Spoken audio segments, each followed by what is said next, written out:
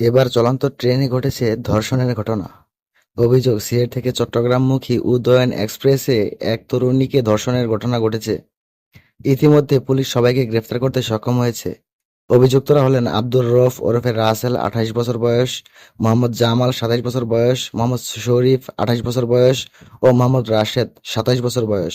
Udayan express Sylhet থেকে গত মঙ্গলবার রাত 10টায় চট্টগ্রামের উদ্দেশ্যে ছাড়ে। বুধবার ভোর 4:30টার দিকে ঘটনাটি ঘটে বলে ধারণা করা হয়। জানা যায়, পথে ভৈরব থেকে ট্রেনে ওঠেন এক তরুণী। ভুল করে ঢুকে পড়েন খাবারের বগিতে।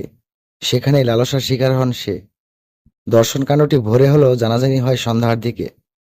তিনজনকে দ্রুত ধরা গেলেও আব্দুর রবকে গ্রেপ্তার করা হয় আজ বৃহস্পতিবার ভোরে নোয়াখালীর বেগমগঞ্জ থেকে। আব্দুর রবকে গ্রেপ্তার করা হয়। আব্দুর রবকে গ্রেপ্তারের তথ্যে সত্যতা নিশ্চিত করেছেন চট্টগ্রাম রেলওয়ে থানার ভারপ্রাপ্ত কর্মকর্তা OC S M Shahidul Islam.